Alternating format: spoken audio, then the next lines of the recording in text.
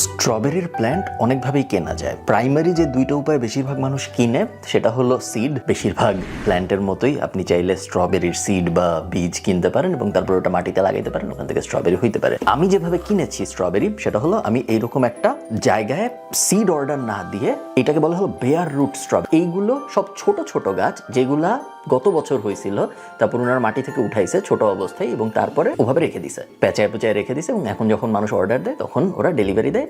Seed থেকে শুরু করার থেকে এরকম বেয়ার রুট স্ট্রবেরি শুরু করার সুবিধাটা হলো বেয়ার রুট স্ট্রবেরি তাড়াতাড়ি হবে, একটু অলরেডি রুট হয়ে আছে। সিড থেকে জার্মিনেট হইতে, কিন্তু জার্মিনেশন মানে হলো সিড থেকে যখন গাছটা বের হয়, তো ওই প্রসেসটা হইতে কিন্তু একটা হাই টেম্পারেচার লাগে। এটা যেহেতু অনেক দিন ধরে, অ্যাটলিস্ট 1 বছর তো হবে ও শুকনো অবস্থায় আছে, সো আমরা ওকে প্রথমে পানিতে ভিজাবো কিছুক্ষণ। প্রত্যেকটাকে পানি দিয়ে আমি 1 ঘন্টা ভিজায় রাখার পরে মাটি ভিতরে প্ল্যান্ট করেছি এবং দেখতে জিনিসটা খুবই স্যাড এই মুহূর্তে, বাট এরকম থাকবে না। স্ট্রবেরি আমিও এবার প্রথম লাগাচ্ছি।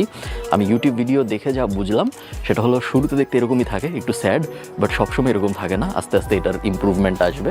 এই মুহূর্তে নয়টা দেখতে এরকম। আশা করতেছি 2-3 সপ্তাহের মধ্যে ওদের চেহারার ইমপ্রুভমেন্ট আসবে।